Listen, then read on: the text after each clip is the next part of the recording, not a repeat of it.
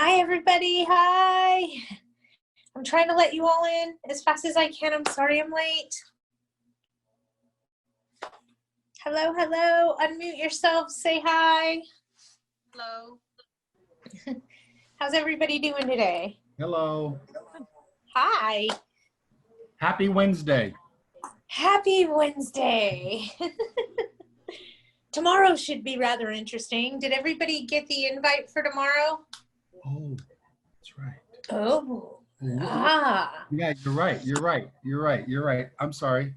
Tomorrow is the COVID eviction webinar. And what time was that again?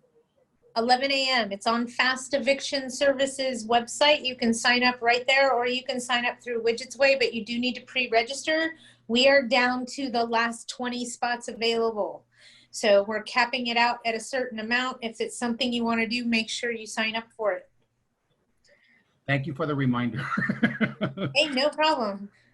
I'm standing here like, okay, I got to finish my slides. I got to get them over to the web guy. I got to do this. Like I'm running today. You know how that goes. I have a 1:30 interview tomorrow, so it might be kind of questionable for me. But Hey, I I would get love it. to. I understand. But if you sign up for the webinar for free, you can watch the replay. Oh. If you don't sign up, I don't know how that replay thing's going to work through FastEvic's website.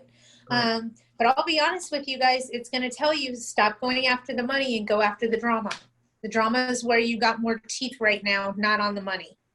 And you had highlighted that last week as well too. I think we talked about. I will continue to highlight that. And, yeah. and let me just say this so everybody knows exactly where I'm coming from and why I'm saying this is usually when you get involved in litigation and the tenant doesn't vacate and they file an answer and we're going to court, okay? When you're in litigation in the court, in the event that this is money owed from COVID, there's a risk factor there that they could at any time say, I didn't know I had to fill out the declaration every month. I told them back in July I was affected. I didn't know I needed to keep doing that. The courts are most likely going to side with the tenant. Well, here's the thing. The judge says, okay, go ahead and resubmit that. We'll dismiss this case. And now that you know that you need to do that, now the landlord spent all this money. They got nowhere and nothing happened, but they're out the money and the time. So my theory is if it's so questionable and it's so much of a risk, a 50-50 shot that they could just pull out that declaration in court and say, forget it, I'm done. My theory is I don't want that risk. Those numbers are a little too tight for me. I'm not okay with that. So if I'm going to go all the way to court, and I kind of like court, but I don't want to be there, if that makes sense. I don't want to be in a lawsuit is what it boils down to. But I don't go to court unless I feel more than confident that I have a good case and I have a good chance to win. Even if I have all my ducks in a row and I'm like, slam dunk, I got this. It's never a slam dunk. Nothing is ever rock solid until you have that writ of possession in your hand, okay? Until that judgment is made, anything can happen. So my theory is if the money's so questionable and there's a 50-50 shot, they can argue it at any time and have my case dismissed. Why am I going off the money? Why not go after all the other stupid stuff they're doing and all the problems they're causing and disrupting the rest of the residents? Because that's where you're going to have more teeth and a little bit more oomph, if you will, rather than going after the money, because technically the money's not due till the end of January. End of story. It's not due. It's not due till the end of January. How are you enforcing the non-payment of it? Just saying. And I'm adding people. You guys just bear with me. And how do you pay your bills between now and January, right? Well, they have hold on, let me tell you exactly how 3088 reads. It says that any tenant affected by COVID, okay, has until January 31st of 2021 to pay the 25% of the rent due. It does not go into detail explaining when the other 75% of the rent is due, so several attorneys have told me that it becomes due the next day. So wait a minute, let me get this straight. The last day of the month on January, they owe 25% of the rent for all that time period that we were locked down from COVID, and then the very next day they owe the balance? I got a feeling they're going to write a new law that's going to change that. Just saying. That doesn't make sense. It doesn't benefit the tenant, so they'll fix it. Trust and believe me when I say they'll do something else, because that's what they do, right? But in the meantime, if you want to sell your house, that's a reason for you to do a notice to terminate. If you want to remove it permanently from the rental market would be the correct verbiage, but basically you want to sell, you can do that. You want to move back in, you can do that. Your tenant is disrupting the right to quiet enjoyment, you have a better chance at that than you do the money. If they're not complying with the terms of the lease, if they have material lease violations, breaches of the lease, those are all reasons you can get involved with the eviction now rather than waiting till March, okay? Just saying. So if you need them out, you need to go after the drama that's already there. Don't go creating drama, because the truth will come out and it makes you look really bad. So don't try to manifest something that doesn't exist, okay? I'm not telling you to do that. So we're clear. But if you have an ongoing problem, you have the drama, if you will, they're not allowing entry, these are all reasons you can go in. Unauthorized occupants, unauthorized pets, failure to allow entry, failure to maintain the landscaping, modifications to the property without written consent of the landlord. These are all violations of the rental agreement, and all reasons that you could start an eviction. And if you're not going after the money, that it has nothing to do with COVID. You with me? Hey, leave the money alone. Anybody have any questions, something they want to discuss? Because I would love to talk about anything other than COVID. That's sage advice. I just want to quote one of our conversations from earlier, and it was, again, sage advice. I was watching some of this Supreme Court hearings, right? And somebody had mentioned about the nominee being above the law. I said, brilliant, because we had used one of those, we used those words. And anyways, it was transferred on the TV. I said, brilliant, because I used that. Yeah, thank you. Hey, yeah. Hey, no problem. That's why I'm here. I want to help you guys see things as clearly as possible through all the smoke and mirrors we have going on. And what I mean by that, and I'll be very blunt, and if you're one of them, I apologize in advance. I wish I could do something to help you, but the reality is I can't. My arms aren't big enough. Just so everybody understands, for those of you that were owed rent from March 1st to August 31st of this year, you can never evict for that money. Ever. You cannot evict. You can only sue in small claims court once that time is elapsed, which is like March of next year, for that money. If you didn't disclose to the tenant during the month of September, the Tenant Protection Act regarding COVID, you forgave that rent. It's gone. Sorry, 6 months, gone. Which I don't think is fair. I don't think, and this is just my opinion, that our government should be allowed to make a law that we have to understand, implement, and react to within 30 days, or we lose 6 months of rent. It's not right. It's not right. So I'm done venting about that. Okay, I'll be quiet. But if you need to get people out, you're going to have to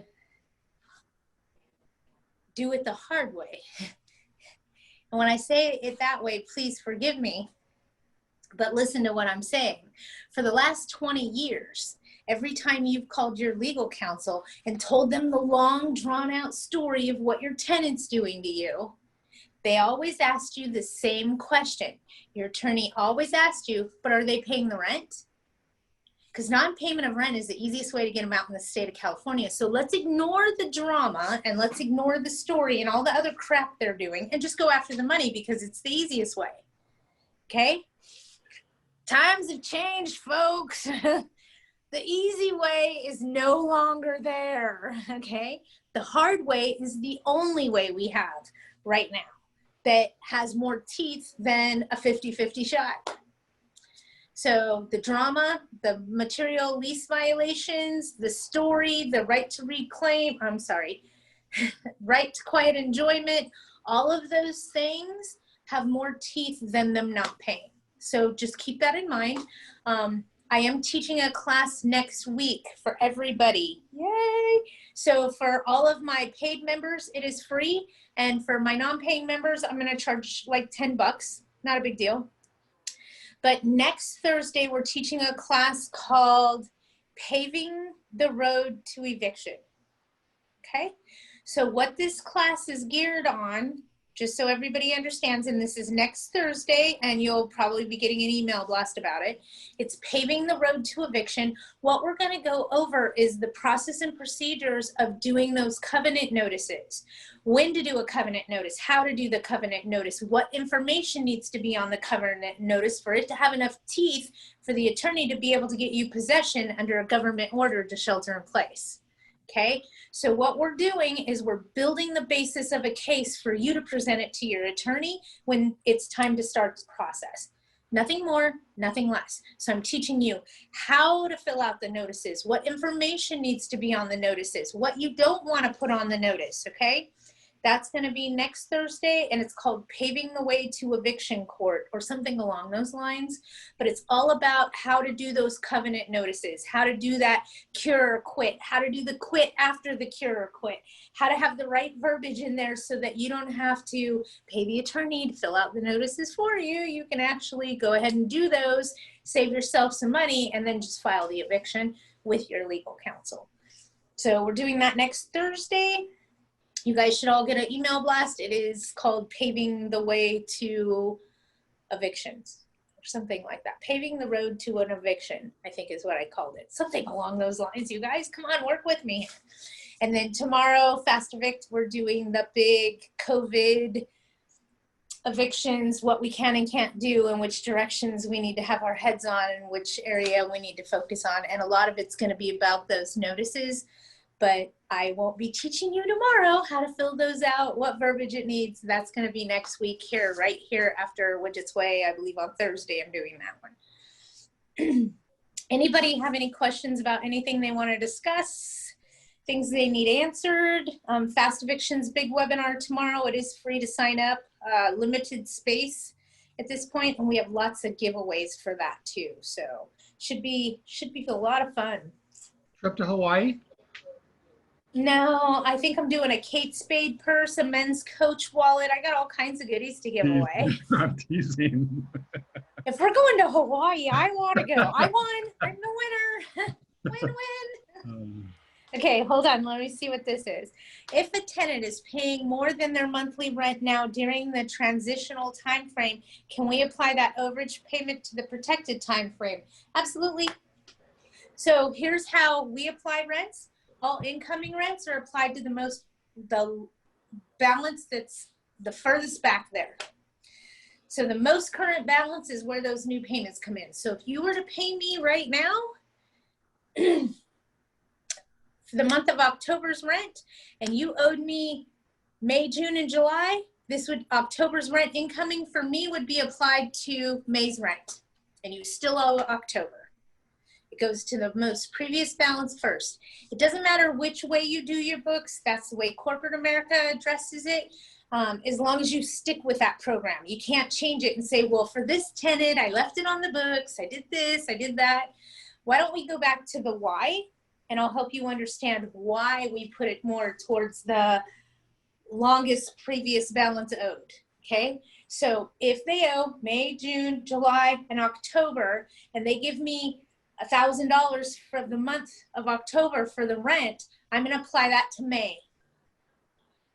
Okay, the longest balance first. And here's the reasoning behind that. This is why corporate America does this.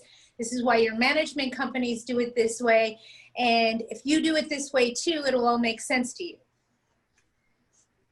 California state law, civil procedure, unfortunately, says that we can only go back up to 1 year on a 3-day notice to pay, rent, or quit. I'm not talking about the new 15-day notice in COVID and all that, okay? I'm just talking in general, okay? So under normal circumstances, we would have a 3-day notice to pay rent or quit. We can only go back 1 year. So if you have incoming rents and you apply it to the farthest balance and what they owe is more current, you should always be able to evict for cause on the money and not let it get to a year behind. Make sense?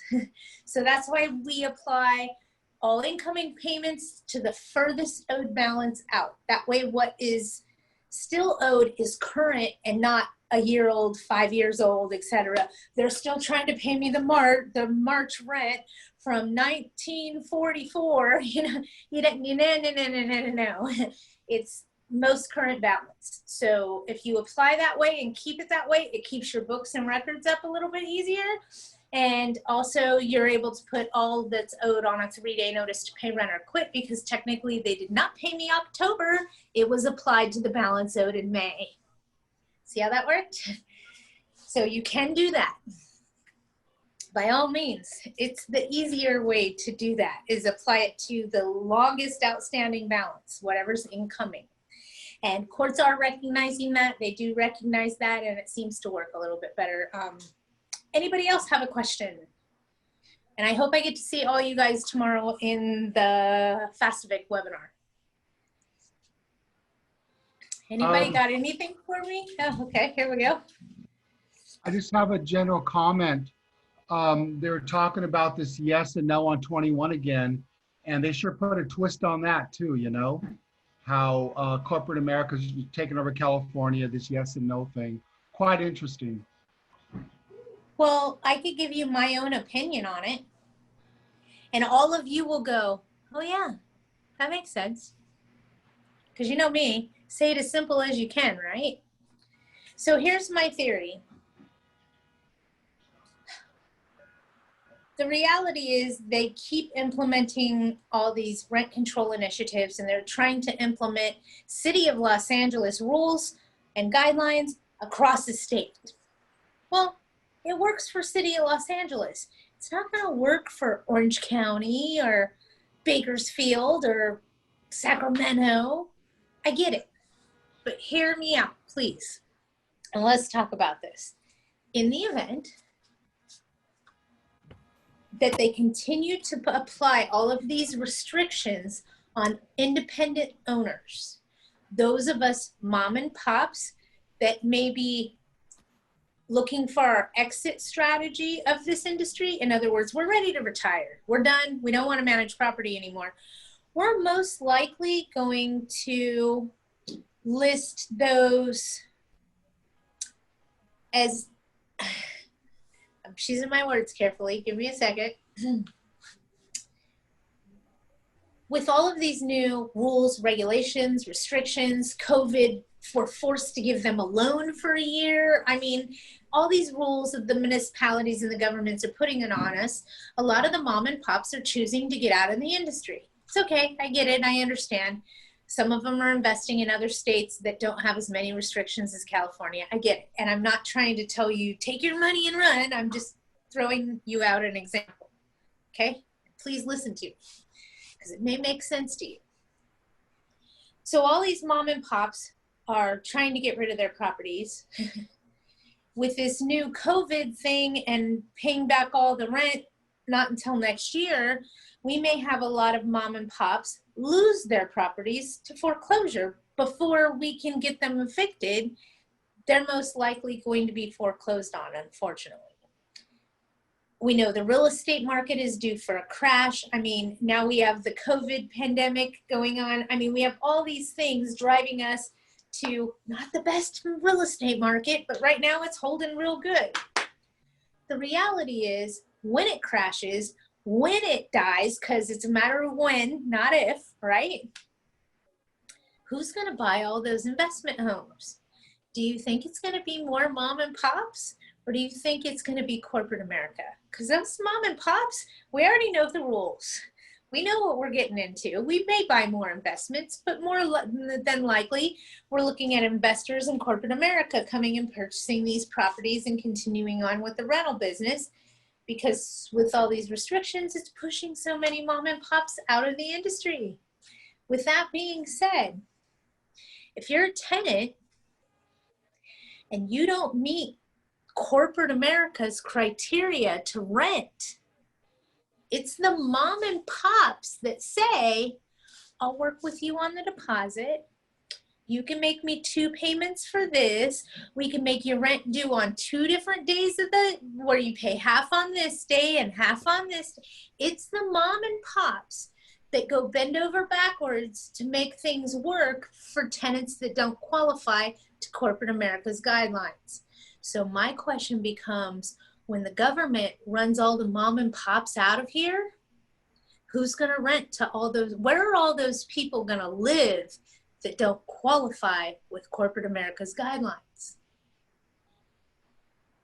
Corporate America is not going to tell them they'll take their deposit in 2 payments. Oh no. I worked in corporate America for quite some time. We ain't going to do that. Oh, I'm sorry, you don't meet our criteria. You haven't been approved. Have a great day. That's what we say. Where are those people going to live? Are we creating more of a problem by doing it this way? I mean, it doesn't make sense to me. So I have a big concern that if we keep going down the road we're going from a legislation perspective, we're going to end up with a lot more homeless, and it's actually going to cause segregation between the working and the people with homes and the people that aren't working or don't have homes. Okay, that's what it's going to do, in my opinion, but just saying. I'm concerned about it. I'm extremely concerned about what happens with legislation. I think they're thinking about the here and the now, but not about the then, not about the when, not thinking it all the way through. I think they thought it through just about 3 feet past the stop sign, but they didn't think about it into the next intersection. Okay. It's the best way I can describe it. Anybody have anything else they want to talk about? And then just so you guys know, Fast Evict is needing some help. The courts opened up again. Yay.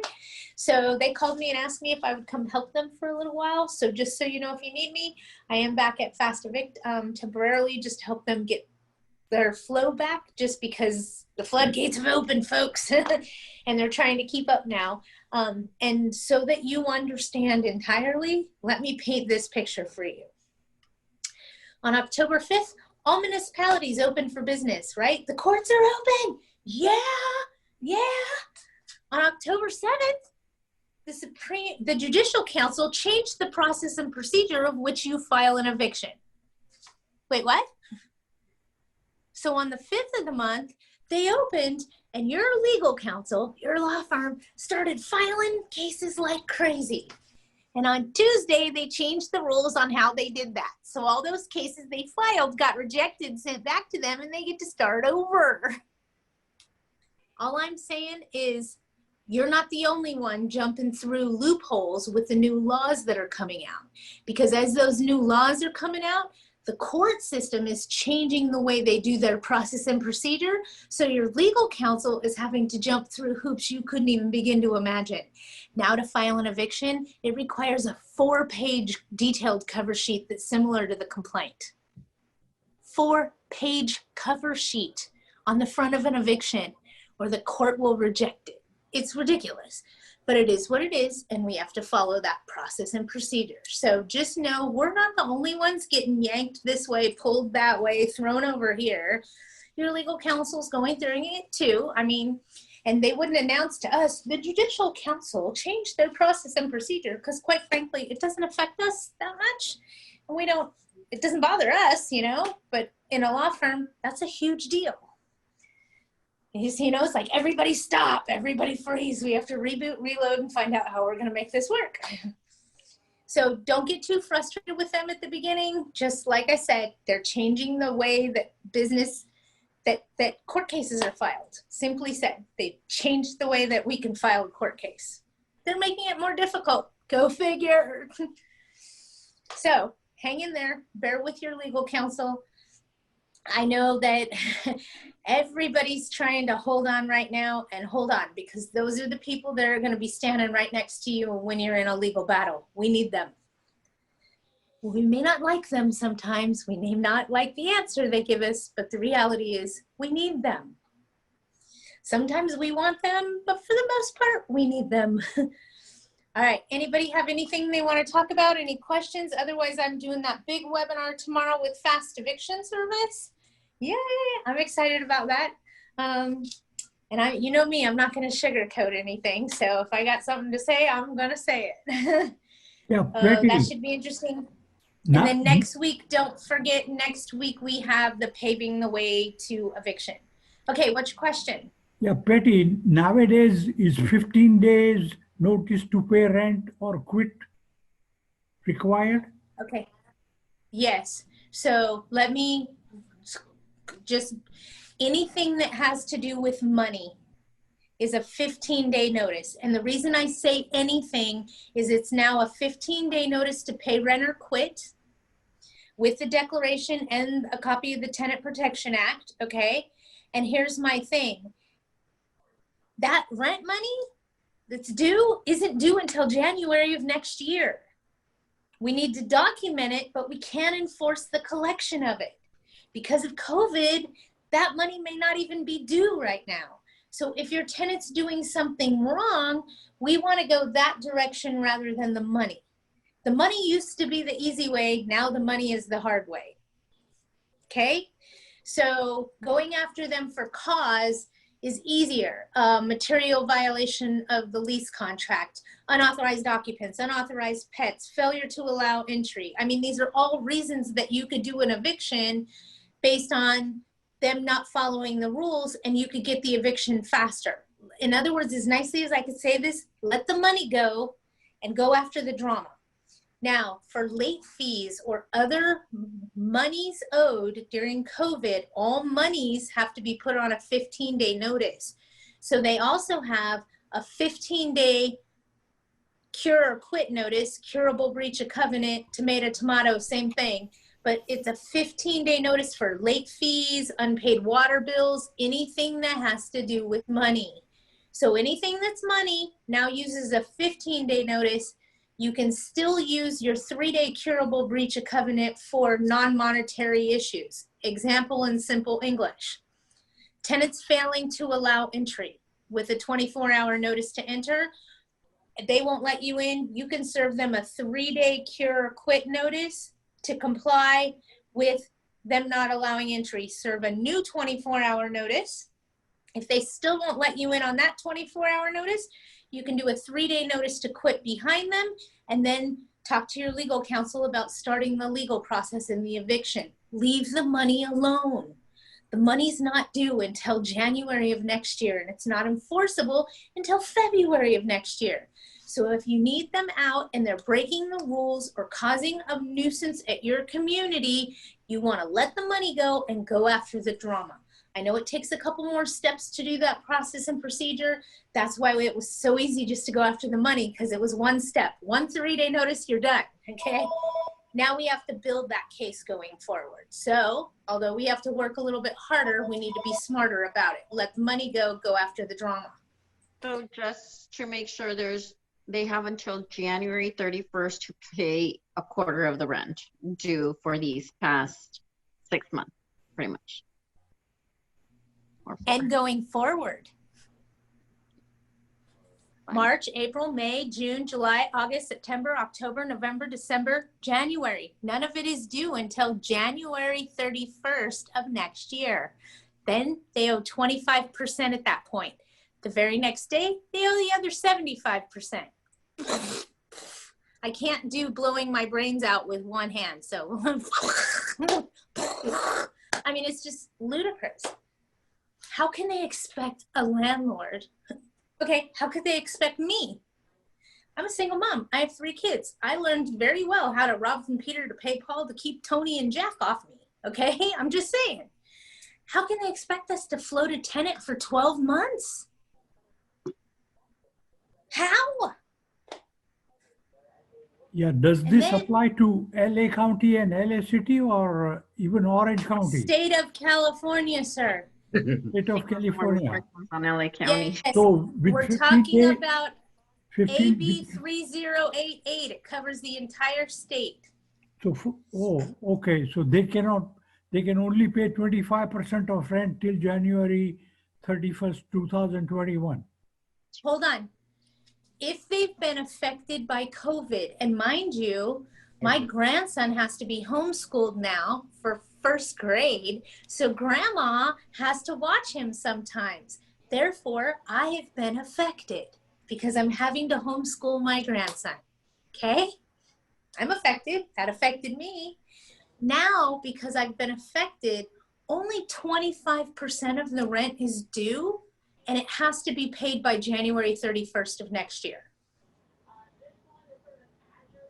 And if I give a 15-day notice in January, I cannot give any notice till January, right? February. No, you can give notice now. You can serve the notice that they owe the money and they have to turn the declaration into you. But the time that you can go after that money and start evicting and or getting money judgments and small claims for the funds that are owed to you isn't until February, March of next year. So right now, if your tenant's not paying you anything, you are forced to ride the train. You may have a couple of windows here and there to talk to your legal counsel about, but for the most part, they owe 25% of the rent no later than January 31st of 2021. And the other 75% becomes due the next day. And with Which is 15 February day 1st. notice, what do I have to give declaration?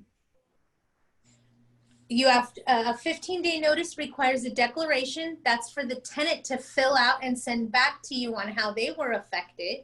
And then we also have to disclose to them the new COVID Tenant Protection Act. Okay. We have to disclose it to them every time we serve a 15-day notice. Here's the thing. Yes, I know the tenant owes you that money, but now isn't the time to go after it. Now's the time to document it. Serve those notices. Make sure you've done your job so that when it's time to collect the money, you can. In the meantime, if they're causing a problem at your community, they're a nuisance, they're affecting the right to quiet enjoyment, they won't allow you in to do necessary agreed repairs, a preventative maintenance inspection, whatever. Those are reasons that you could start legal on them now and not wait until next year. Okay, in other words, document the money, but don't necessarily push legal to go after the money because they can't either. Because of COVID, it's just too risky. It's a 50-50 shot that they tell the judge, I didn't know I had to give him that paper every month. Who do you think the judge is going to side with? The tenant. We're in a pro-tenant state. Okay, that's never going to change. So what I'm trying to explain to you guys is rather document the money, do your notices every month, because then when it is time to collect, you've done your job. You have all your ducks lined up. Everything's in order. Now you can go after the money. But until then, go after the drama if you have drama going on. That's where you have more teeth right now, not in the money. If you want to sell your property, that's a reason you can terminate tenancy and remove it from the rental market. If you want to sell, if you want to move back in, or you have a family member that wants to move back in, those are reasons you can terminate tenancy now under AB 3088. And that also ties in with AB 1482 because they implemented the just cause from 1482 to 3088. And aren't you impressed that I know that?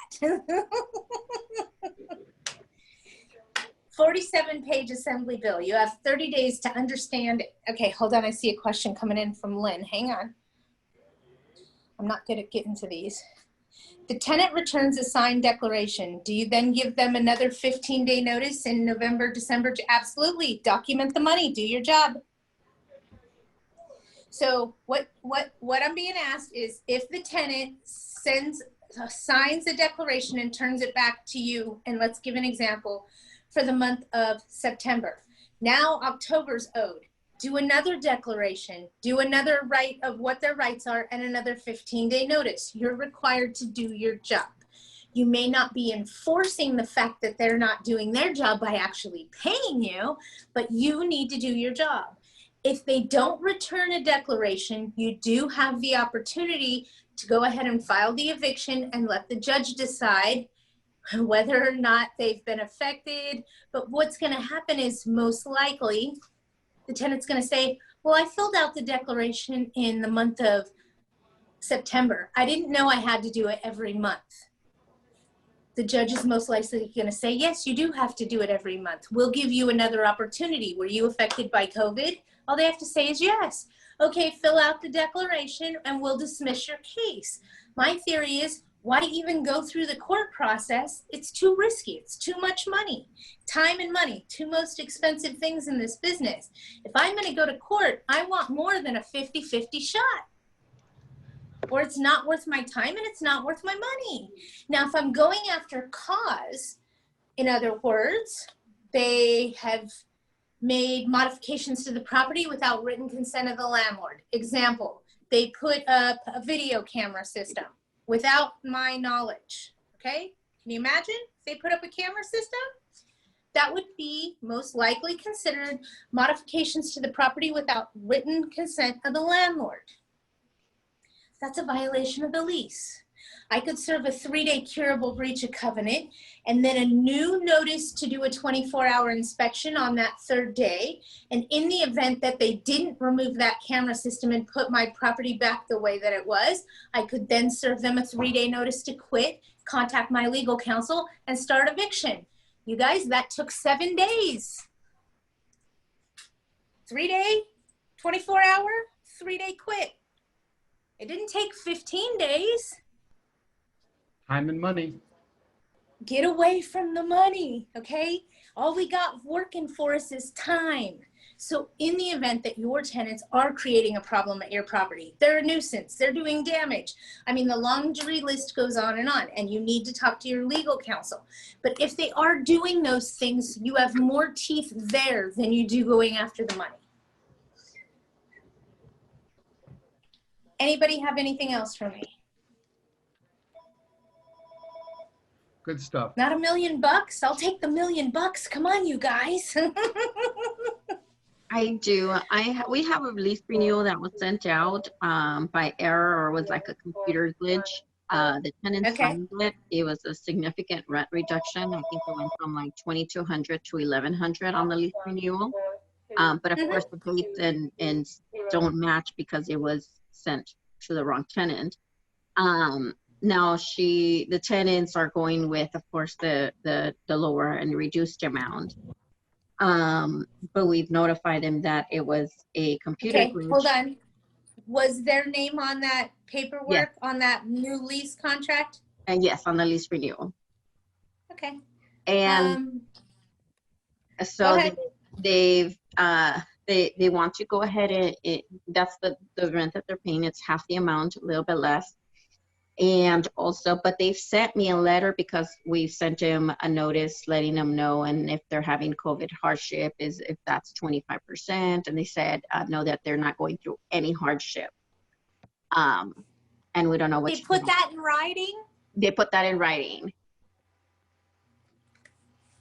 I know, that was, that's the only thing. So, I don't know what to do next.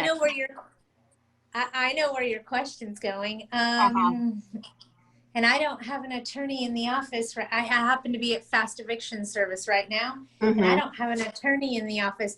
I could ask the senior paralegal, but it's my understanding that we're allowed to be human. You didn't genuinely do this and set them up for this. This was an honest mistake. We're allowed to be human.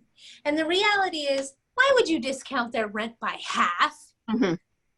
Okay, it doesn't make sense from a business standpoint. It was sent in error, simply said.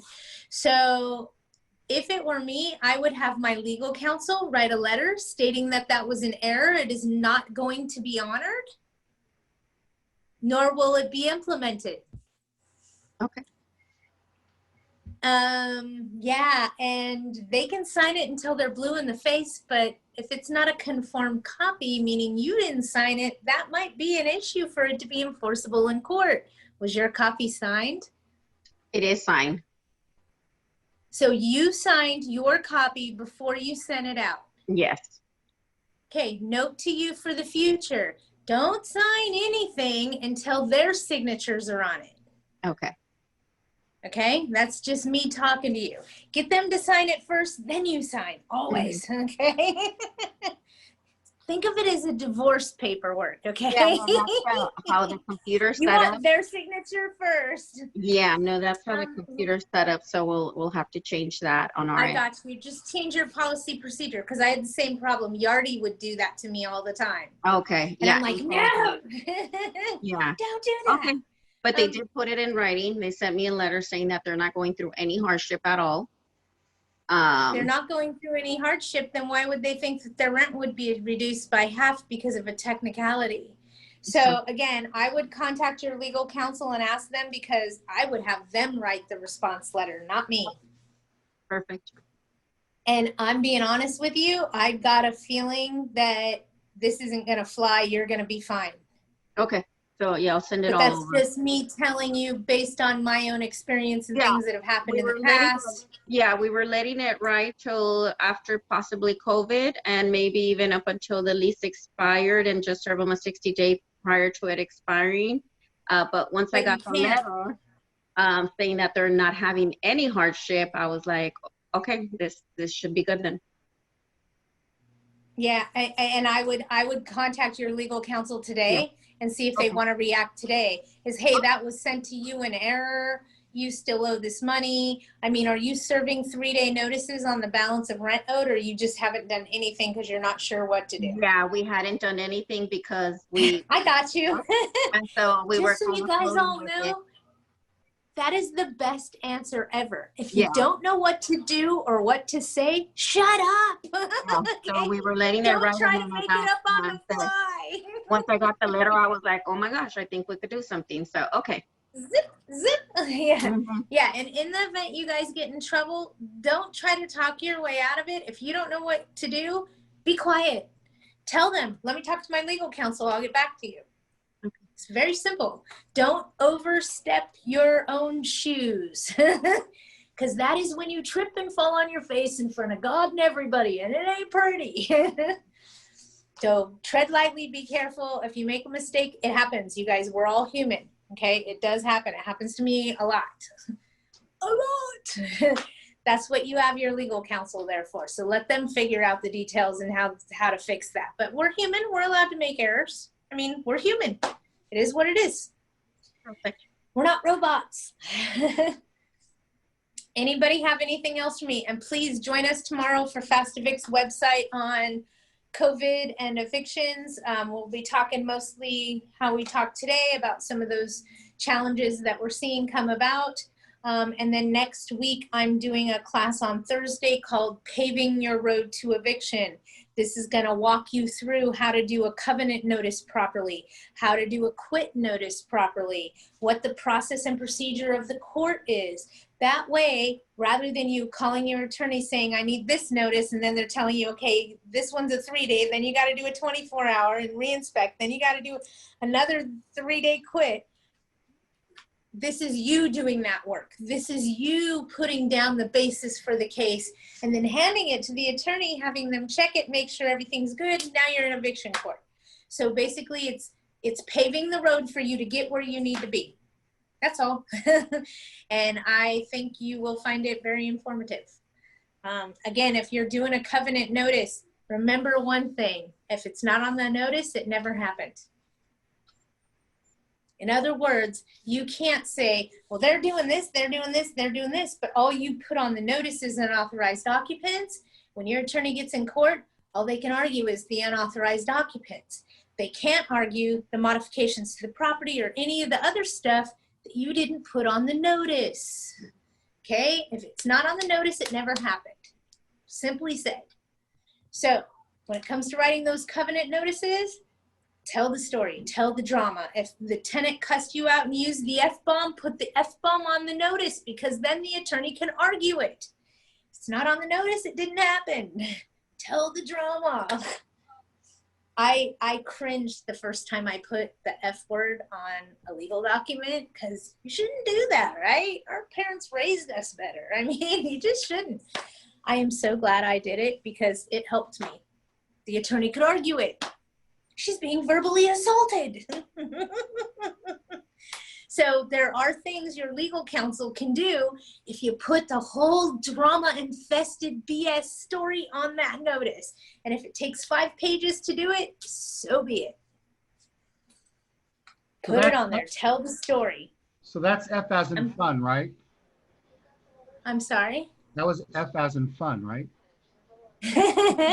No, it was the bad one. It's F-U, right? F-U-N, right? Right, okay. My favorite thing is WTF, Wednesday, Thursday, Friday. How about MF as in mother, father? Well, you know, I'm a single mom with 3 kids, so I learned to talk to a sailor because all 3 of my kids are bigger than I am. And I used to tell them, if you don't stop it, I brought you in, I'll take you out. Now my joke is I'll chop you in half and make 2 midgets out of you. They're all taller than I am, so hey, you gotta threaten them somehow.